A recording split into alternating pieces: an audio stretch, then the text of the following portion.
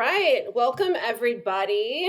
I'm Leah Logan with Inmar Intelligence, and I have Andrew Lipsman with me. I'm sure you all know him from his amazing LinkedIn posts and commentary. Here to kick off a series that Andrew and I have been cooking up. We have lots of spirited conversations. I'm sure he has many of those with all of you as well. And we thought that we would share some of them through what we're calling Retail Media Confessions. So as a prelude to a 2026 series, we came together and talked about some predictions. As we're thinking about 2026 in retail media, we're going to unpack a few of those today. And again, we may be wrong. I guess we're going to put it in video format so you can poke at us later. Andrew, why don't you kick us off with the first one? Yeah, so we're going to begin all these episodes with a retail media check-in. And, I think it's a good time for us as we wind down the year to check in on where retail media is at right now at this moment in time, and kind of what we're expecting as we kick off 2026. So from my standpoint, I think the market is healthy overall, but it's the easy money is gone. And we're at this inflection point in the industry where I think what got a lot of retail media networks from point A to point B isn't what will get them from point B to point C. And so they're going to have to dig in a bit more and get better at what it's going to take to scale revenue going forward. I mean, so much of the market right now is still dictated by Amazon and Walmart and their ad businesses. So it's not so easy for everyone else. I'm still very optimistic about where things can go next year. And I think there's a lot of revenue growth ahead of them. But they will need to implement new strategies if they're going to take full advantage. Absolutely. And from a growth perspective, I think that is going to be the fun word for all of our retail media friends throughout 2026. Let's unpack some of the ways we think we're going to get there. All right. So prediction one for me, in-store retail media is going to become a new battleground for CPG and grocery retailers in particular.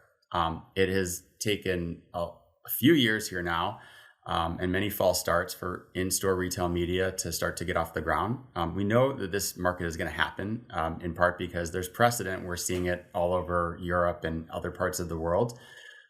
Maybe a little bit more red tape and politics to navigate for that to happen here in the US, but it's happening now. It's going live. We've got major retailers like CVS in market with in-store digital. We've got Kroger coming pretty fast here. We've got Albertsons on the way. And then maybe a little bit quieter what some of the players like Walmart are thinking about the space. But I think especially as Kroger gets into market in a much bigger way, it's going to create a much more competitive battleground. That's going to also introduce scale, which is going to bring bigger CPG budgets to play. So I think that's what really starts to set this market ablaze and start to finally take off, even though it's taken a long time to get there. I agree. I think with more and more retailers looking to create an experience for their shoppers, if you look at the European markets, the screens really are part of the shopping experience. So I do think we'll see more retailers lean in. I would love to see Walmart lean in. I know if they do, they're likely going to be bringing some amazing creator content into those stores. Obviously, they've brought a lot of that content into their on-site and app ecosystem. So I think that for retailers to be successful, you have to add value, whether that's through content or integrated promotions. I don't think it's going to be enough just to surface products and drive kind of navigational cues for those screens to really add the value that they could bring. Yeah. And part of what's held it back, I think, is merchants are very concerned about CX and they don't want ads to disrupt the CX. It can be done well, as you're mentioning. If you're adding value to the customer, if you're creating a clean quality experience, it's going to be positive CX and it's going to be to the benefit of the retailer, the merchants, and the retail media networks. All right. So prediction two, this one's yours, Leah. Tell me what you think. The second prediction has to do with creators and their role in retail media becoming more of a backbone in the strategy versus being an ancillary kind of nice to have addition to a plan. So as you think about the role of creators, they are both a media channel in themselves, as well as what I've been kind of calling content glue across the entire retail media ecosystem. So as you think about many of the retail media networks out there are what I would say are multi-channel. They have many different channel offerings. I think with creator and the ability to bring content to the forefront and having content strategy, that content can glue all of those channels together. And we've done quite a bit of that for retailers like Walmart. We've done some things with Costco and Dollar General.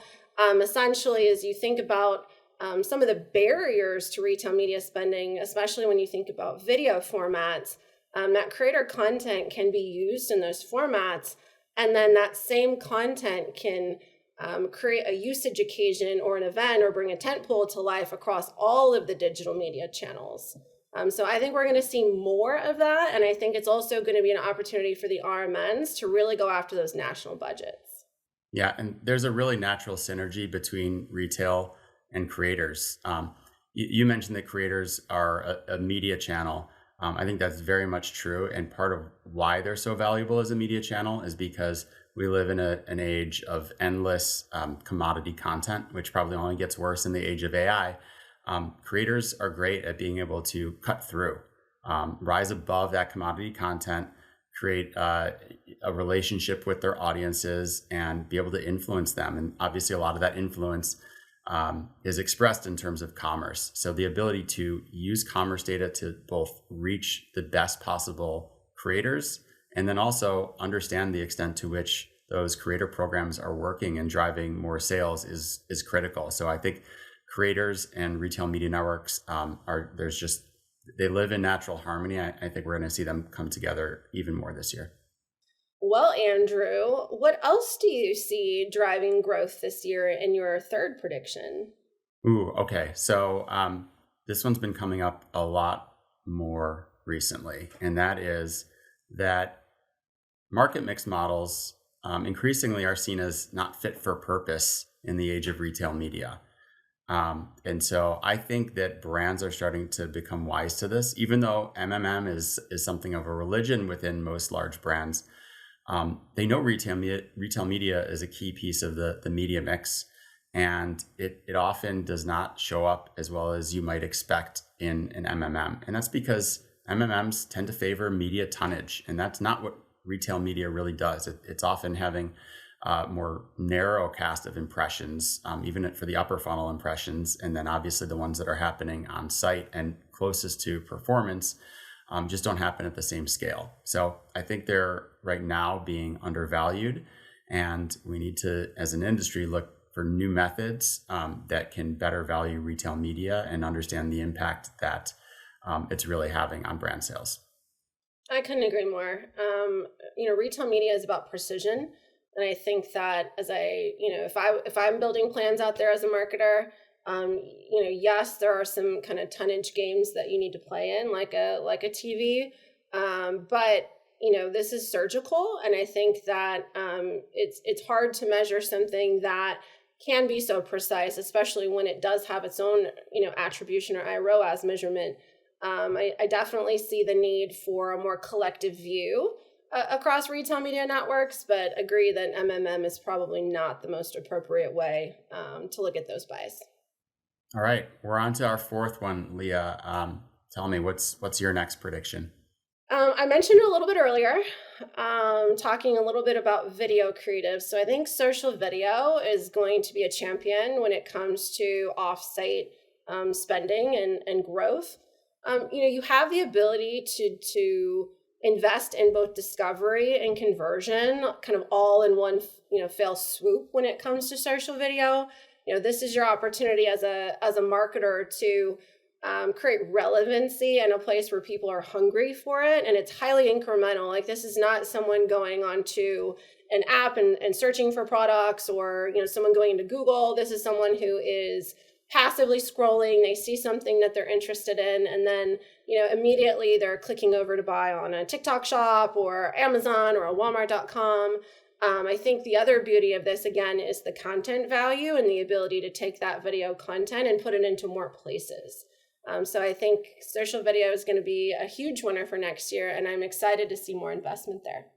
Yeah, I couldn't agree more. I think early offsite retail media obviously went heavily into open web, but it's getting harder and harder to account for the media quality across the vast expanse of the open web. Within the social channels, you have in feed high quality video.